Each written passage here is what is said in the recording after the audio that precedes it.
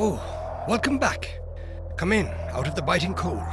Shut the door quickly. There's a fierce draft tonight, and something else outside that has nothing to do with the wind.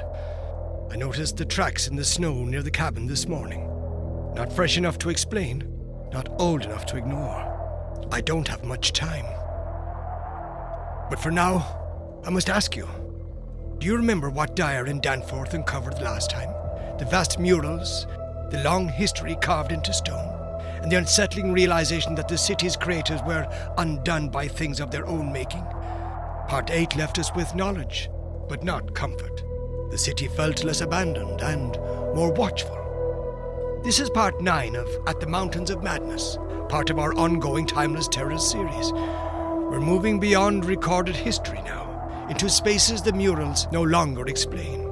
Whatever happened here didn't end neatly, and Dyer and Danforth are about to discover just how incomplete their understanding has been. Sit by the fire for now. I'm just going to draw the curtains. It's easier to see in tonight than it is to see out. At the Mountains of Madness, Part 9. Written by H.P. Lovecraft. Narrated for you by Jonathan Dunne. Original year of publication 1936. This work is in the public domain. Production and narration copyright 2026. Jonathan Dunne.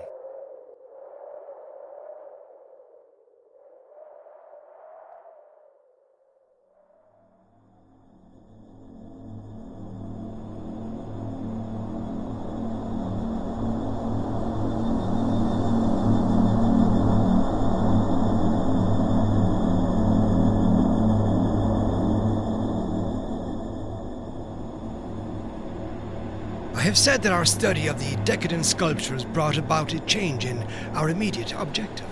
This, of course, had to do with the chiseled avenues to the black inner world, of whose existence we had not known before, but which we were now eager to find and traverse. From the evident scale of the carvings, we deduced that a steeply descending walk of about a mile through either of the neighboring tunnels would bring us to the brink of the dizzy, sunless cliffs about the great abyss, down whose side adequate paths, improved by the old ones, led to the rocky shore of the hidden and nighted ocean. To behold this fabulous gulf in stark reality was a lure which seemed impossible of resistance once we knew of the thing, yet we realized we must begin the quest at once if we expected to include it on our present flight. It was now 8 p.m., and we had not enough battery replacements to let our torches burn on forever.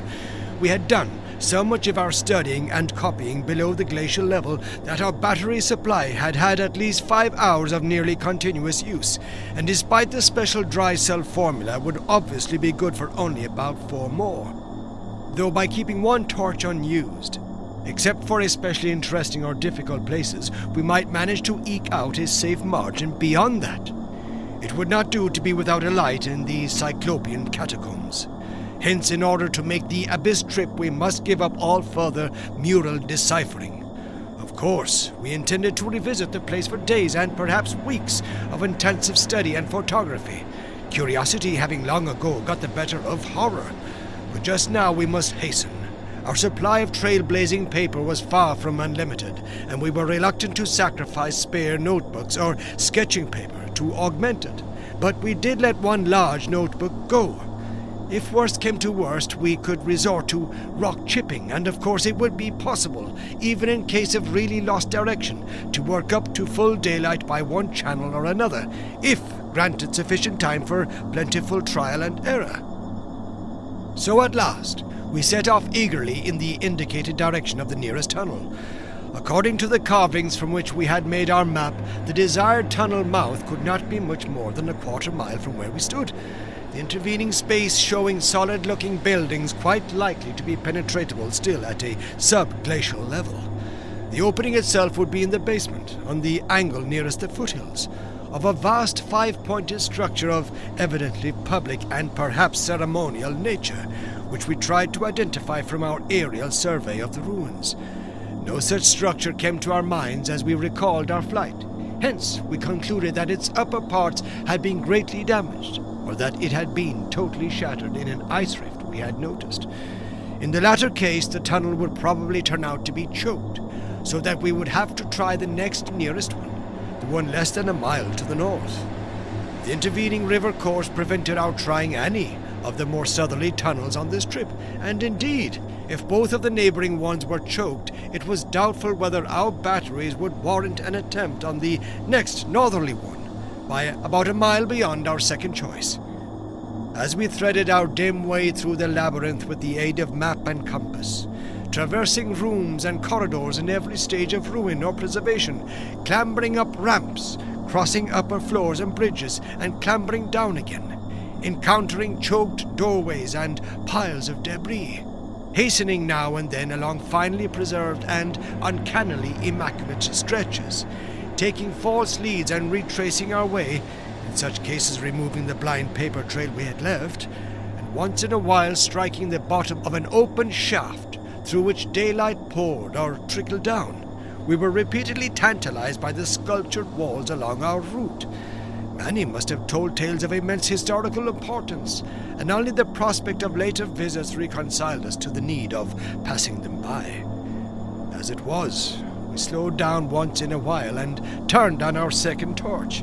If we had had more films, we would certainly have paused briefly to photograph certain bas-reliefs, but time-consuming hand-copying was clearly out of the question. I come now once more to a place where the temptation to hesitate, or to hint rather than state, is very strong. It is necessary, however, to reveal the rest in order to justify my course in discouraging further exploration. We had wormed our way very close to the computed site of the tunnel's mouth, having crossed a second-story bridge to what seemed plainly the tip of a pointed wall, and descended to a ruinous corridor especially rich in decadently elaborate and apparently ritualistic sculptures of late workmanship, when, about 8:30 p.m., Danforth's keen young nostrils gave us the first hint of something unusual. If we had had a dog with us, I suppose we would have been warned before. At first we could not precisely say what was wrong with the formerly crystal pure air, but after a few seconds our memories reacted only too definitely. Let me try to state the thing without flinching. There was an odor, and that odor was vaguely, subtly, and unmistakably akin to what had nauseated us upon opening the insane grave of the horror poor Lake had dissected. Of course, the revelation was not as clearly cut at the time as it sounds now. There were several conceivable explanations, and we did a good deal of indecisive whispering. Most important of all, we did not retreat without further investigation, for having come this far, we were loath to be balked by anything short of certain disaster. Anyway, what we must have suspected was altogether too wild to believe. Such things did not happen in any normal world. It was probably sheer irrational instinct which made us dim our single torch, tempted no longer by the decadent and sinister sculptures that leered menacingly from the oppressive walls, and which softened our progress to a cautious tiptoeing and crawling over the increasingly littered floor and heaps of debris. Danforth's eyes as well as nose proved better than mine, for it was likewise he who first noticed the queer aspect of the debris, after we had passed many half-choked arches leading to chambers and corridors on the ground level. It did not look quite as it ought, after countless thousands of years of desertion, and when we cautiously turned on more light, we saw that a kind of swath seemed to have been lately tracked through it. The irregular nature of the litter precluded any definite marks, but in the smoother places there were suggestions of the dragging of heavy objects. Once we thought there was a hint of parallel tracks, as if of runners. This was what made us pause again. It was during that pause that we caught, simultaneously this time, the other odor ahead. Paradoxically, it was both a less frightful and a more frightful odor. Less frightful intrinsically, but infinitely appalling in this place under the known circumstances. Unless, of course, Gedney, for the odor was the plain and familiar one of common petrol, everyday gasoline. Our motivation after this is something I will leave to psychologists. We knew now that some terrible extension of the camp horrors must have crawled into this nighted burial place of the aeons, hence could not doubt any longer the existence of nameless conditions, present or at least recent, just ahead. Yet in the end we did let sheer burning curiosity, or anxiety, or auto-hypnotism, or vague thoughts of responsibility toward Gedney or whatnot drive us on. Danforth whispered again of the print he thought he had seen at the alley turning in the ruins above, and of the faint musical piping, potentially of tremendous significance in the light of Lake's dissection report despite its close resemblance to the cave mouth echoes of the windy peaks, which he thought he had shortly afterward half heard from unknown depths below. I, in my turn, whispered of how the camp was left, of what had disappeared, and of how the madness of a lone survivor must have conceived the inconceivable. A wild trip across the monstrous mountains, and a descent into the unknown primal masonry. But we could not convince each other, or even ourselves, of anything definite. We had turned off all lights as we stood still, and vaguely noticed that a trace of deeply filtered upper day kept the blackness from being absolute. Having automatically begun to move ahead, we guided ourselves by occasional flashes from our torch. The disturbed debris formed an impression we could not shake off, and the smell of gasoline grew stronger. More and more ruin met our eyes and hampered our feet, until very soon we saw that the forward way was about to cease. We had been all too correct in our pessimistic guess about that rift glimpsed from the air. Our tunnel quest was a blind one, and we were not even going to be able to reach the basement out of which the abyssward aperture opened.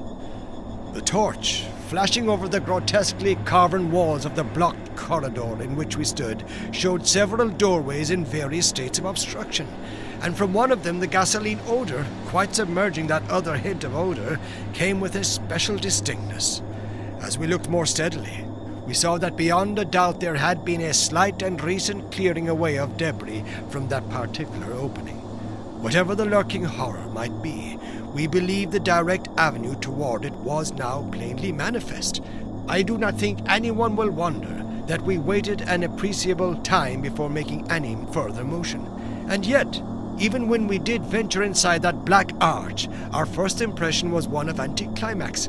For amidst the littered expanse of that sculptured crypt, a perfect cube with sides of about 20 feet, there remained no recent object of instantly discernible size, so that we looked instinctively, though in vain, for a farther doorway. In another moment, however, Danforth's sharp vision had descried a place where the floor debris had been disturbed, and we turned on both torches full strength. Though what we saw in that light was actually simple and trifling, I am none the less reluctant to tell of it because of what it implied. It was a rough leveling of the debris, upon which several small objects lay carelessly scattered, and at one corner of which a considerable amount of gasoline must have been spilled lately, enough to leave a strong odor even at this extreme super-plateau altitude. In other words, it could not be other than a sort of camp. A camp made by questing beings who, like us, had been turned back by the unexpectedly choked way to the abyss. Let me be plain. The scattered objects were, so far as substance was concerned, all from Lake's camp, and consisted of tin cans as queerly open as those we had seen at that ravaged place, many spent matches, 3 illustrated books more or less curiously smudged, an empty ink bottle with its pictorial and instructional carton, a broken fountain pen, some oddly snipped fragments of fur and tent cloth, a used electricity battery with a circular of directions, a folder that came with our type of tent heater, and a sprinkling of crumpled papers. It was all bad enough, but when we smoothed out the papers and looked at what was on them, we felt we had come to the worst. We had found certain inexplicably blotted papers at the camp which might have prepared us. Yet the effect of the sight down there in the pre-human vaults of a nightmare city was almost too much to bear.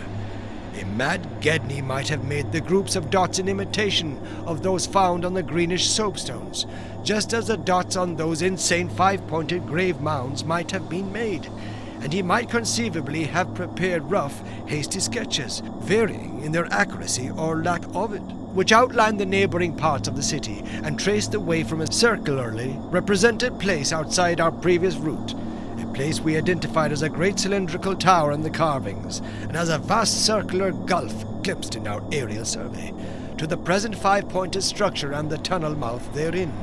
He might, I repeat, have prepared such sketches, for those before us were quite obviously compiled, as our own had been, from late sculptures, somewhere in the glacial labyrinth, though not from the ones which we had seen and used. But what this art-blind bungler could never have done was to execute those sketches in a strange and assured technique, perhaps superior, despite haste and carelessness, to any of the decadent carvings from which they were taken. The characteristic and unmistakable technique of the old ones themselves in the dead city's heyday.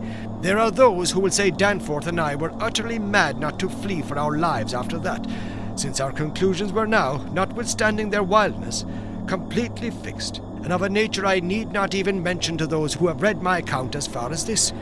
Perhaps we were mad, for have I not said those horrible peaks were mountains of madness? But I think I can detect something of the same spirit, albeit in a less extreme form, in the men who stalk deadly beasts through African jungles to photograph them or study their habits. Half paralyzed with terror though we were, there was nevertheless fanned within us a blazing flame of awe and curiosity which triumphed in the end. Of course, we did not mean to face that or those which we knew had been there, but we felt that they must be gone by now. They would by this time have found the other neighboring entrance to the abyss, and have passed within to whatever night-black fragments of the past might await them in the ultimate gulf. The ultimate gulf they had never seen. Or if that entrance too was blocked, they would have gone on to the north seeking another. They were, we remembered, partly independent of light. Looking back to that moment, I can scarcely recall just what precise form our new emotions took. Just what change of immediate objective it was that so sharpened our sense of expectancy. We certainly did not mean to face what we feared, yet I will not deny that we may have had a lurking, unconscious wish to spy certain things from some hidden vantage point. Probably we had not given up our zeal to glimpse the abyss itself, though there was interposed a new goal in the form of that great circular place shown on the crumpled sketches we had found. We had at once recognized it as a monstrous cylindrical tower, figuring in the very earliest carvings, but appearing only as a prodigious round aperture from above. Something about the impressiveness of its rendering, even in these hasty diagrams, made us think that its subglacial levels must still form a feature of peculiar importance. Perhaps it embodied architectural marvels as yet unencountered by us. It was certainly of incredible age, according to the sculptures in which it figured, being indeed among the first things built in the city. Its carvings, if preserved, could not but be highly significant. Moreover, it might form a good present link with the upper world, a shorter route than the one we were so carefully blazing, and probably that by which those others had descended. At any rate, the thing we did was to study the terrible sketches, which quite perfectly confirmed our own, and start back over the indicated course to the circular place, the course which our nameless predecessors must have traversed twice before us. The other neighboring gate to the abyss would lie beyond that. I need not speak of our journey, during which we continued to leave an economical trail of paper, for it was precisely the same in kind as that by which we had reached the cul-de-sac, except that it tended to adhere more closely to the ground level, and even descended to basement corridors. Every now and then we could trace certain disturbing marks in the debris or litter underfoot, and after we had passed outside the radius of the gasoline scent, we were again faintly conscious, spasmodically, of that more hideous and more persistent scent. After the way had branched from our former course, we sometimes gave the rays of our single torch a furtive sweep along the walls, noting in almost every case the well-nigh omnipresent sculptures, which indeed seemed to have formed a main aesthetic outlet for the old ones. About 9:30 p.m., while traversing a vaulted corridor whose increasingly glaciated floor seemed somewhat below the ground level, and whose roof grew lower as we advanced, we began to see strong daylight ahead, and were able to turn off our torch. It appeared that we were coming to the vast circular place, and that our distance from the upper air could not be very great. The corridor ended in an arch surprisingly low for these megalithic ruins, but we could see much through it even before we emerged. Beyond there stretched a prodigious round space, fully 200 feet in diameter, strewn with debris and containing many choked archways corresponding to the one we were about to cross. The walls were, in available spaces, boldly sculptured into a spiral band of heroic proportions, and displayed, despite the destructive weathering caused by the openness of the spot, an artistic splendor far beyond anything we had encountered before. The littered floor was quite heavily glaciated, and we fancied that the true bottom lay at a considerable lower depth. But the salient object of the place was the titanic stone ramp, which, eluding the archways up by a sharp turn outward into the open floor, wound spirally up the stupendous cylindrical wall like an inside counterpart of those once climbing outside the monstrous towers or ziggurats of antique Babylon. Only the rapidity of our flight and the perspective which confounded the descent with the tower's inner wall had prevented our noticing this feature from the air, and thus caused us to seek another avenue to the subglacial level. Pabodie might have been able to tell what sort of engineering held it in place, but Danforth and I could merely admire and marvel. We could see mighty stone corbels and pillars here and there, but what we saw seemed inadequate to the function performed. The thing was excellently preserved up to the present top of the tower, a highly remarkable circumstance in view of its exposure, and its shelter had done much to protect the bizarre and disturbing cosmic sculptures on the walls. As we stepped out into the awesome half-daylight of this monstrous cylinder bottom, 50 million years old and without doubt the most primally ancient structure ever to meet our eyes, we saw that the ramp-traverse side stretched dizzily up to a height of fully 60 feet. This, we recall from our aerial survey, meant an outside glaciation of some 40 feet, since the yawning gulf we had seen from the plain had been at the top of an approximately 20-foot mound of crumbled masonry, somewhat sheltered for 3/4 of its circumference by the massive curving walls of a line of higher ruins. According to the sculptures, the original tower had stood in the center of an immense circular plaza and had been perhaps 500 or 600 feet high, with tiers of horizontal discs near the top, and a row of needle-like spires along the upper rim. Most of the masonry had obviously toppled outward rather than inward, a fortunate happening since otherwise the ramp might have been shattered and the whole interior choked. As it was, the ramp showed sad battering, whilst the choking was such that all the archways at the bottom seemed to have been recently half cleared. It took us only a moment to conclude that this was indeed the route by which those others had descended, and that this would be the logical route for our own ascent, despite the long trail of paper we had left elsewhere. The tower's mouth was no farther from the foothills, and our waiting plane, than was the great terraced building we had entered, and any further subglacial exploration we might make on this trip would lie in this general region. Oddly, we were still thinking about possible later trips, even after all we had seen and guessed. Then, as we picked our way cautiously over the debris of the great floor, there came a sight which for the time excluded all other matters. It was the neatly huddled array of 3 sledges in that farther angle of the ramp's lower and outward projecting course, which had hitherto been screened from our view.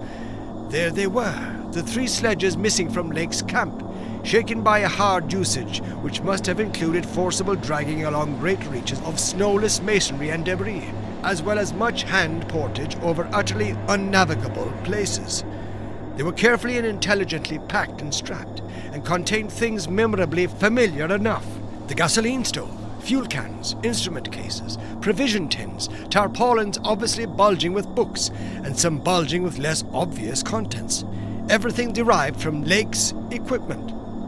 After what we had found in that other room, we were in a measure prepared for this encounter. The really great shock came when we stepped over and undid one tarpaulin whose outlines had peculiarly disquieted us. It seems that others as well as Lake had been interested in collecting typical specimens, for there were 2 here, both stiffly frozen, perfectly preserved, patched with adhesive plaster where some wounds around the neck had occurred, and wrapped with patent care to prevent further damage. They were the bodies of young Gedney and the missing dog.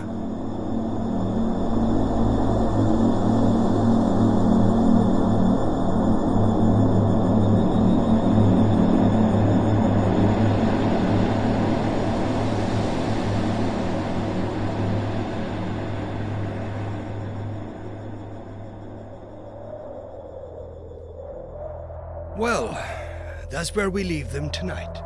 Dyer and Danforth pressing on, no longer guided by the certainty of what the walls have already shown.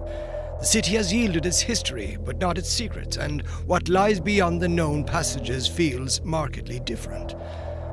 Tell me, after what you've just heard, do you think Dyer and Danforth truly understand what they're facing? Or are they already far beyond the point of turning back? We'll continue in part 10. As for me, I won't linger here much longer. At twilight, I saw figures moving between the trees beyond the cabin. Whether that's imagination or something else, I can't say, but it feels like the right moment to keep moving.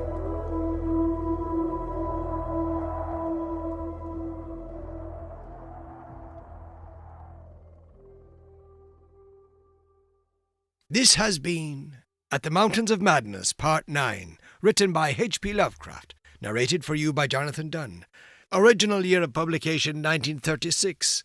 This work is in the public domain. Production and narration copyright 2026. Jonathan Dunne.